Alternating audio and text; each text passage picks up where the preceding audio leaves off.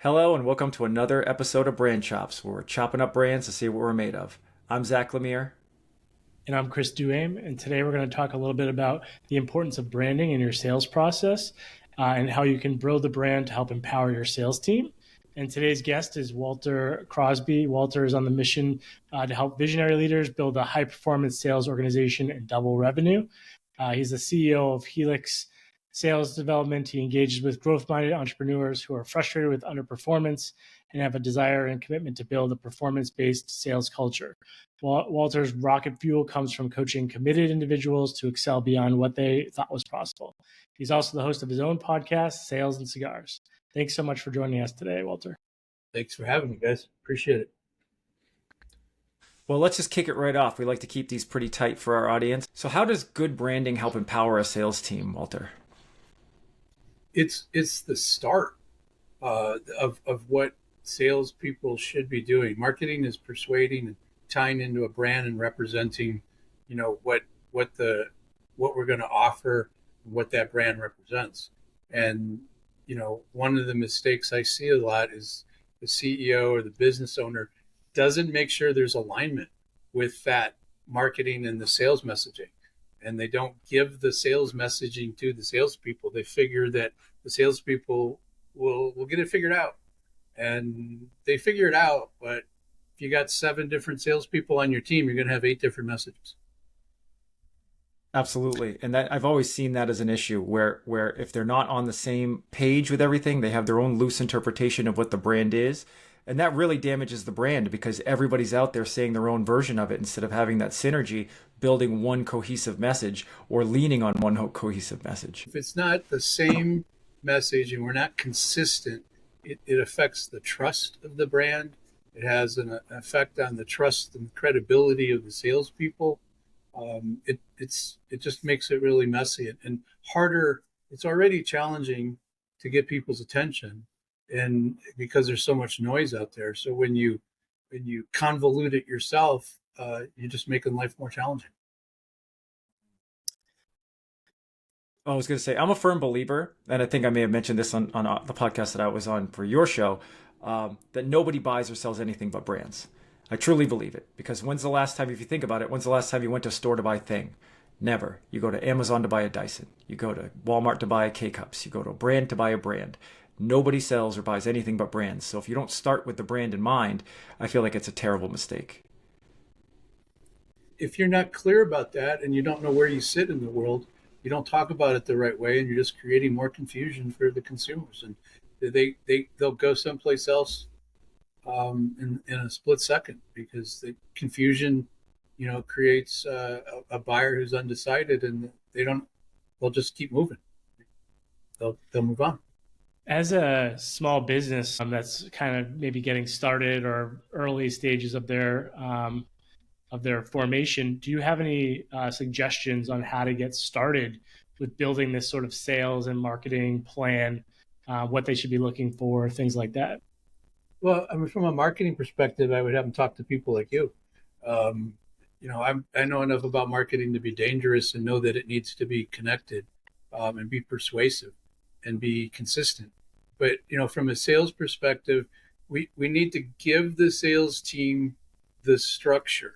I hear a lot of problems around accountability, and they get upset because, well, there's no accountability on my team. Okay, what do you want them to be accountable to? And they sort of look at me like, what do you mean? I'm like, well, you have to tell them what it is you expect of them. And it's just like, children, if you don't set the expectations and the boundaries with children, they're going to run amok and they're going to just keep seeing how far they can go. And a sales organization needs that structure. They need some flexibility within the structure, but they need to have the structure to know this is what I say then, this is how I'm going to handle this situation. And I liken it to this. We give the salespeople the sheet music, and then we ask them to play their instrument. So it can sound different. The tone can be a little bit different. The speed can be a little bit different, but the message needs to be the same. The process, the steps, the milestones need to be the same. And that's the responsibility of the business owner to put that in place. So if you're a founder, there's a lot of things that you have in your head that you know is the right thing, that you talk about your product, you talk about your brand and the offers that you make. And what really needs to be done before they start hiring salespeople is to think about what that structure looks like. How does that we present that offer? When do we present that offer? What is a good prospect? What is that ideal client profile or persona? What do they look like? Where do they hang out? What do they care about?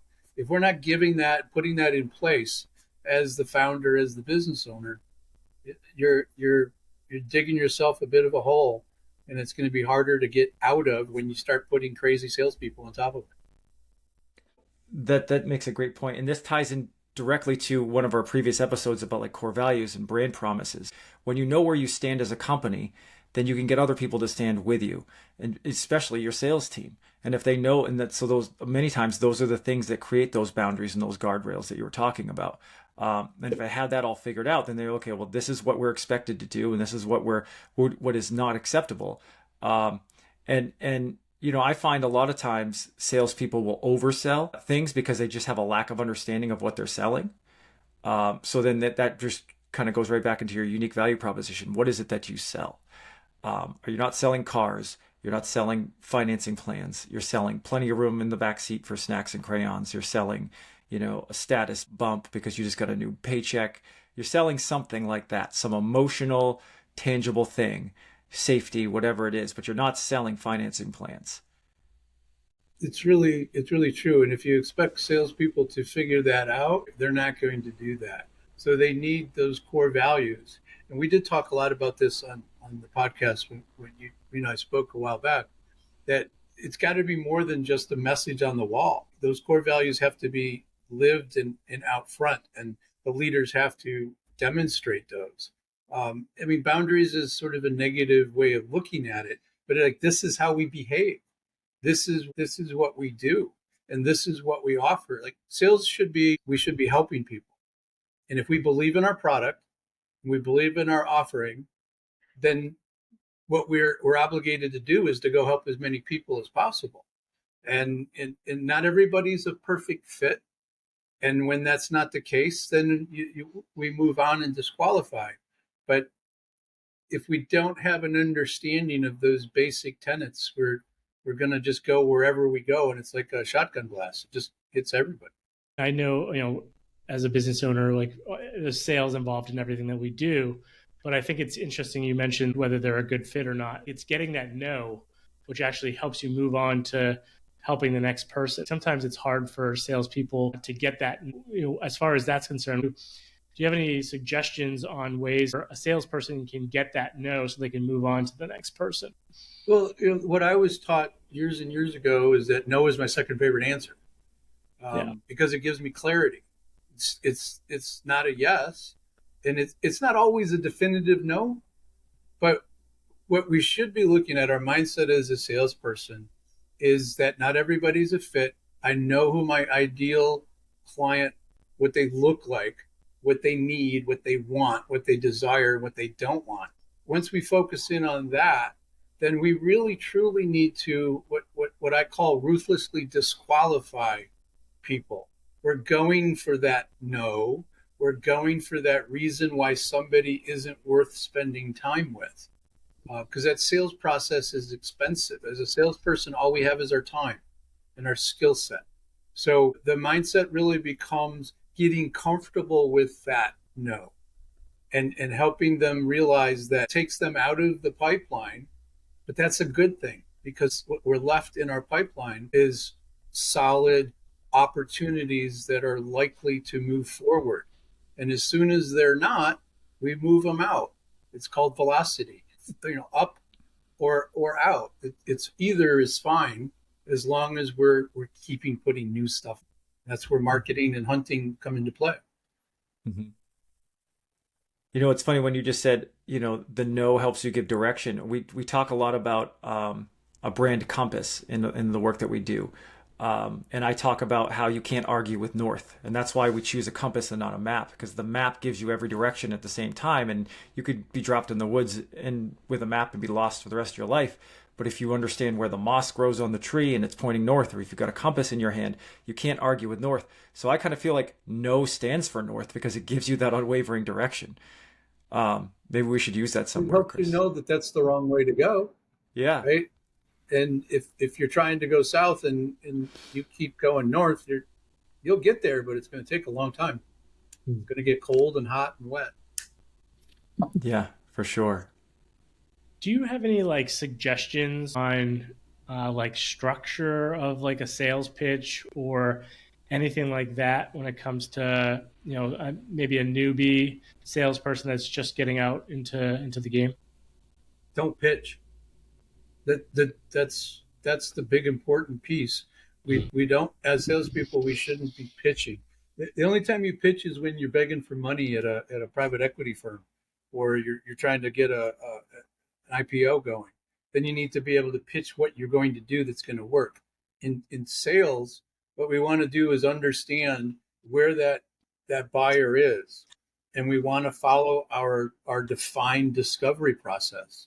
We want to figure out if that person is really somebody that can do business with us, because they might want to, right? They might want to do business with us, but they might not be able to afford us yet. So if we can determine that by asking questions, and it's really like I was having a coaching conversation with somebody this morning, and the salesperson was, they said our price is too expensive, and she goes, and I just didn't know how to overcome that objection. And I'm like, well, it's not an objection, first and foremost. And she lost her mind. Like, what do you mean it's not an objection? And I'm like, it's not. You don't have enough information, right? You need to ask them, a question like, which means, does that mean that that you don't want to find the money for it? Like, we need to understand what they made a statement, so we want to understand what that means, and then we can deal with what the underlying question is. So it's sort of salespeople have a tendency to hear something good or bad, and then they deal with it rather than really dig in a little bit. You got to go a little bit farther, peel back that onion, peel back that cabbage, whatever vegetable you want to use, and try to understand what the prospect is really saying, because they're often lying, not on purpose, not to be malicious, but to protect themselves.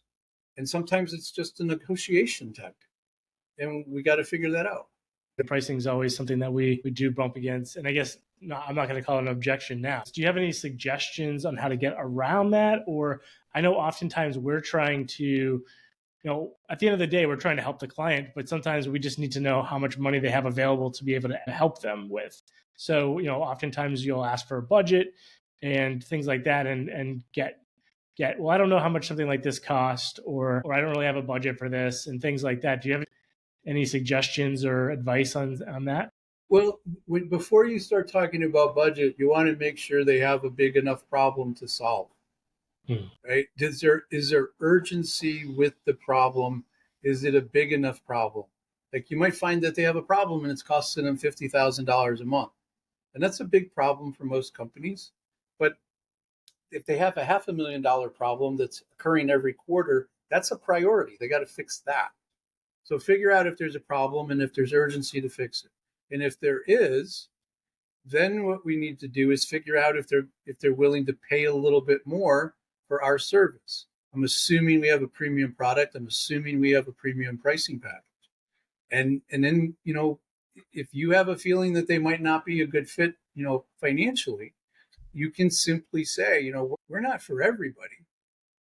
Our prices are on the higher end of the market. So if I told you that our package was going to be somewhere between X and Y, what would you say? Mm-hmm. And so if you're talking about budgeting, you never want to ask how much money do you have or what's your budget. You want to sort of bracket things in and try to understand, is there resources to handle this, or do they have a checkbook they're just going to try to pay for this as they go? Right? We want to know if there's really, truly, commitment to solve this problem. Because if there is a problem that's big enough that needs to be solved with urgency, then they'll go find a way to get the money. if you're talking to somebody that has some authority or can get to the other people, because often today it's more than one person who's making decisions, especially when it's a higher priced ticket. So it sounds like the discovery process and like asking a lot more questions could be the answer to getting through those objections or those price issues quicker, because you're going to be able to identify whether they actually have a problem worth solving. Yeah, I mean, you do need a process that has stages to it, and then each stage has some milestones, and you want to follow that. As you know, it's not perfectly linear when you design a process, but it's the idea is to follow it from right to left, right? You know, A, B, C, D, not just jumping around. But occasionally you do. Um, there was a period in my life where I owned a sign company, and we sold all types of signs and graphics. So you know, somebody would call up. This is years ago, when there was yellow pages, and you know, I had a yellow page ad, and a guy called up and said, "Hey, you know, I need a sign for my business. How much?" That was right out of the box. And I'm like, "Hey, what do you sell?" And he's like, "I sell tires." I'm like, "Oh, I need tires for my car. How much?" And he's like, "Well, what kind of tires? What kind of car you have? I mean, there's a lot of variables." And he's like, "Oh, you probably need to come by and look and see what we need." And I'm like, "Yeah." He goes, "Okay." And then he realized at that point he was asking the wrong questions. And we went over and we did a deal. So it kind of depends on where things start and how complex your sale is. But sometimes you just got to call it as you see it, and you got to have the chutzpah to do that. I love that. And, you know, I was writing down little notes here. And when you said don't pitch, the next thing I wrote down was listen, learn, and solve a problem. And then you hit right on that. But the thing I like about no, besides the fact that it can help you get some clarity and some direction, is it also can create new opportunities, right? So for us in our sales pipeline, right, when we hear a no, we want to qualify why, right? So we want to go, okay, well, was it too much money? Did we lose it to a competitor? Was it a bad pitch? Was it wrong time? Whatever it was, right? And then if we dig into that data and we figure out what the trends are, we've actually created new ways for us to do business where we're doing a one-to-many.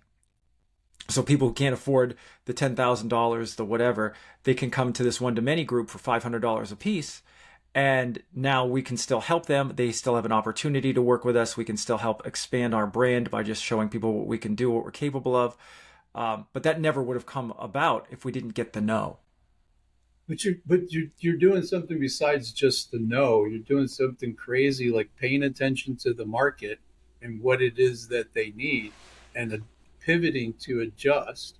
There's enough of those people that if you get 10 of them in the group and you're adding value to them every time you get together, they're going to tell their associates and their friends, and some of those people are going to grow up and become somebody that you know is a mature enough enterprise that needs your full suite of services.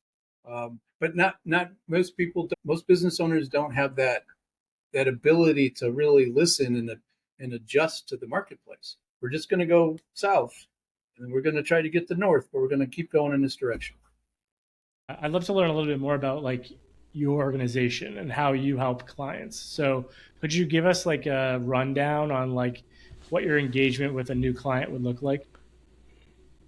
Depends upon where they start, and where they are. And I'm not trying to be complex here, but sometimes we start with a CEO who's like, I have tried everything and I don't know what's wrong. So we can give them the answers. We do like a 4 week little sprint, and we can uncover the strengths and weaknesses of their organization. Some places we can double down, some places we need to work on. So we can give them the data and have some science behind what's going well and what isn't, and decide what that is. And we answer some big questions. Sometimes they come to us because their salespeople are struggling. And I had a guy the other day, my team isn't closing, the pipeline is just sitting there. We got deals. Can you help me, get them to close? And I'm like, maybe we do some training, but like, why do you think that's is the problem?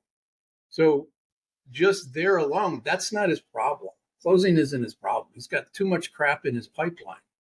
So we need to work on some of those things to start to disqualify deals earlier so that they have a better shot. They spend the right amount of time with the right customer. Um, and sometimes they just have their message. There's a lot of organizations that we're doing business with that are in that 5 to 10 million that are trying to get to 10 to 20, and they haven't figured out their marketing, and so they need a little bit of a help with a sales message, so we can help them with that piece of it, because they don't really have any marketing lined up. They haven't really put their brand together, and they need to fix that. But in the short term, we can give them some structure so that the salespeople are all singing from the same hymnal and saying the same things. And then we can later go back, and when they get their act together with marketing, they can, make sure there's alignment there. And it helps make the marketing a little bit easier if there's some work that's been tested. So it depends is the short answer. But what I'm really looking for is somebody that wants to grow and who's committed to take that little bumpy road, because it's going to be bumpy, and really is committed to doing it. We do certain things, but I'm a resource for people that, if they need something that I don't do, I usually know a company that can help them. Yeah, So, that's similar to the way we are too. We definitely like to provide resources when it's not something we can do internally, for sure. yeah, and even if it's something we can do, but it's just not the right fit. So, for example, if it's a budget issue, I still want to be seen as a valuable connector. So we'll pair people. We'll say, listen, they might not do as thorough a job, but you'll get, for the most part, what you want. We feel like you should be going in this direction, but I understand that that's not the direction you want to go in right now. Here's a place so that you're not stuck with nobody. And, that also helps us build relationships internally with other vendors, and then when they have something that's too big for them, they'll come back to us. It's happening right now, actually. We just had somebody that I had worked with previously on something, and they had done a lot of the foundational work, and they need somebody to do the heavy lifting on the website, and they called us. What do you think are your top 3 to 5 sales techniques that small businesses can use to boost their performance? Like your all-star techniques that everyone should have in their pocket. If we're talking truly about sales competencies and skills, I think there's more important things that they should work on with their sales team. I'll give you one example. They should be coaching their salespeople on a regular basis. If they have a sales manager, that sales manager should be coaching those salespeople on mindset and on skill sets that are going to help them get better role playing, getting them to learn how to ask better discovery questions and ask, better questions around budgeting and such. But I think it's the techniques. They need to get mentally strong. Sales is we lose more than we win. I think baseball and being a meteorologist are the only other high paid activities that you can be wrong more than you're right and still make a nice living. If a salesperson's closing 30-40% of their business, they can make a nice living and be successful.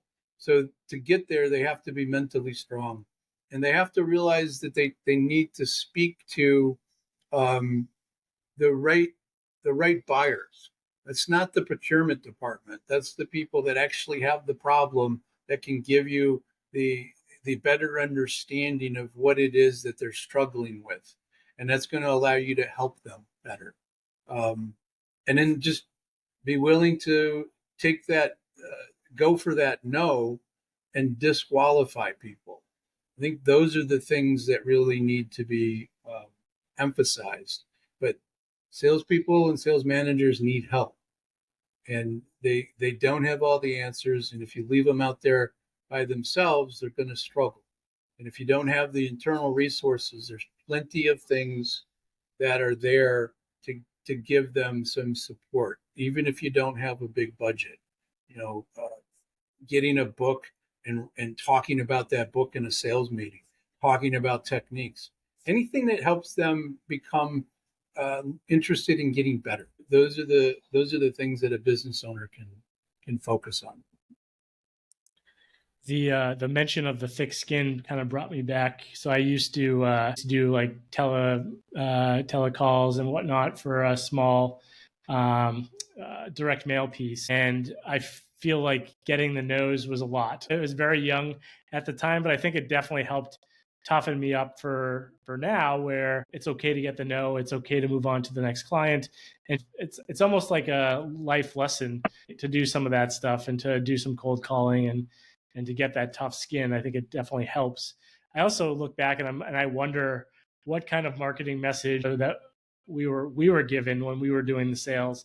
And at that point, I didn't know any better. I just was picking up and dialing, and that was kind of my how many calls can I make in a day scenario. So Yeah, my first gig in New York, I would make over 400 dials a day.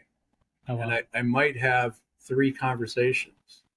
And one of those conversations was chewing me out for calling the guy. Yeah. So, and I had no skill. My training was there's a desk and go grab that chair over there and we'll get you a phone later. I mean, it is what it is. But at some point, a salesperson has to take responsibility and go out and try to do something to improve their chances of being successful. Because there's so many terrible salespeople, it's really not that hard to elevate. Yeah. My wife's also in sales now too. I do find that we have some really good conversations when we're talking about her making phone calls and cold calls. And I always ask about the messaging and always ask about the marketing side of things and try to provide her with a little bit of what I would say from a sales perspective, but also on that marketing angle. And it's just a fun conversation to have for sure. Definitely something that sales teams and marketing teams should be talking more often about. So Yeah, they definitely and they should be talking. Definitely should be talking. Yeah, I did some telemarketing as well, and I don't know if I mentioned this on your podcast, Walter, but I electively chose to do it at 15, 16 years old because I wanted to be Navy SEAL trained in rejection. And we're talking 1995, right? We didn't have smartphones. We had zero technology. We had the phone book, we had guts, and we had a touch tone phone with a cord on it. That's what we had. Or rotary. Okay. I mean, we didn't do rotary. I still have rotary still existed, but it wasn't that old. I'm not that old. And I felt like it was a good thing because I felt like, okay, if I can just pick random names out of this phone book, call them with nothing but my wits, and convince them to part with their money for some reason, that's a skill that I think you can play anywhere. Absolutely. And I'm in sales a lot in this job, but I'm not a huge fan of being the hunter. I will cold outreach and I'll do cold calls. I don't know if I have the stomach for it. It's not that I don't like the no's. I just feel like that I can achieve more in a different way at this stage in the game than just hunting blindly. But I have another final question for you that I think that our listeners are really going to want to know. What's the signs that you should hire a salesperson, and what should you look for in a salesperson? Wow, those are good questions. When is an interesting question. I see a mistake that they go hire a VP of sales and then start to hire sales. That is a mistake. Go hire a salesperson that is going to go out and hunt or take care of accounts, one or the other. So when you do that is when you can explain to them the who that you're going to sell to, why they would buy, and the questions that the salesperson needs to ask your prospects. Like when you can explain that to the salesperson, it might be time to hire somebody. Until you can do that, you're hoping that they figure it out, and you're going to get it wrong. And then what you're looking for is complicated, but you want somebody. You don't want somebody that necessarily has experience in your space. I always hear like, well, we got to hire somebody who has experience in because we have a unique space. Yeah, I know it's everybody's special, and we got to understand. If you can't teach me what's important from your prospects in about 4 hours, then you don't really understand your prospects yet. So what you're really looking for is somebody that understands your buyer. So if you're calling on a CMO or if you're calling on a CFO, what industries are adjacent that are also calling on those CFOs and CMOs. Those people that are in the sales position there, they already have a Rolodex or a list of contacts, and they understand how these people think. You still got to help them, but you're looking for somebody that understands your buyer, and you're looking for somebody who's willing to do whatever it is that you need them to do. And that is usually undefined. So when I say to them, like, what does this person need to do every day, every week, every month to be successful in this role? They're like, well, they need to go sell. Okay. What does that look like? What are the behaviors and activities and beliefs that they need to have? So you need to be able to get that flushed out, and then you need to know who they need to be calling on. But don't get into the trap of experience. That's crazy, and don't fall in love with a resume. I see that a lot. One quick thing before we let you go. You're talking about ideal client profiles. Do you have any suggestions on how somebody can learn more about their customer? Because a lot of times our clients will give us a general idea of who their customer is based on their own opinion, not necessarily facts. So do you have any suggestions on how to gather that information and have it be more relevant? Well, I think it's similar to what you guys will do from a marketing perspective. Give me a list of the types of companies that you're already working with. Who's the company that you would like 10 more of? And who are the customers that you have that are just a big pain in the ass? Right? And then we start to look at them, and we can start to sort. And then we want to research what those people care about. And it sounds simple. It sounds, inane, but you talk to those customers and understand them. Your salespeople should be talking to them quarterly. We did these 3 things. How did they work? Were those effective? What should we be doing that we're not doing? What's changed in your organization? Those are basic quarterly conversations. If you're doing that, and you can learn a lot just from those top customers, and then you can adjust. You might not even have to adjust the product, but you can adjust how you talk about your product. But that's going to inform you. Just looking at your current customer list, and even if it's small, and you got 2 that are really great and that have some growth potential, you want to make sure that where you are, there is growth opportunities. You don't want to be stuck in a stagnant or declining market. If you're looking to open up, a local bookstore that's only going to sell, books and coffee, you might not have as much success these days. Amazon does a pretty good job of selling books, and they probably have a bigger inventory. So you want to make sure that the marketplace that you're going into has some viability and growth potential. Yeah, we have a lot of local places around here that I think do that. There's a million restaurants and bars, but we do have one restaurant/bar that is focused strictly on tabletop gaming. It's called Board and Brews. And so you can go there, and if you're really into this kind of lifestyle, that's all there is. So, and that makes them stand out because it's the only place you can do that. And I've seen that, on a larger scale everywhere, where like they have a barcade of some kind, and it's just like all video games and then the bar. But yeah, so I definitely think that's great advice. But so for people who need some sales coaching help, how can they get a hold of you? What's the best way to reach you? I'm on LinkedIn on a regular. People can ping me there. They can just email me at walter@helixsalesdevelopment.com. I get a lot of emails. If a prospect says, hey, I heard you on the podcast and I'd like to ask questions, those are the people that I return their phone calls pretty quick, because they usually have something that they need to talk about. And even if you're not sure, or you just want to make some inquiries and understand, being that resource is something I've done for a long time. And eventually that, what you put out in the world comes back to you, I believe. Yeah, for sure. There's one thing I just want to end this with, because it was really good. There's a favorite book that you read on a regular basis. Can you share that with our audience? Meditations. It was it was. I think it was that one. It was the one. It was like an older one, like Marcus Aurelius or something. Yeah, it's only about 2,000 years old, and it was never intended to be a book. It was just his journaling to himself to try to make him a better man.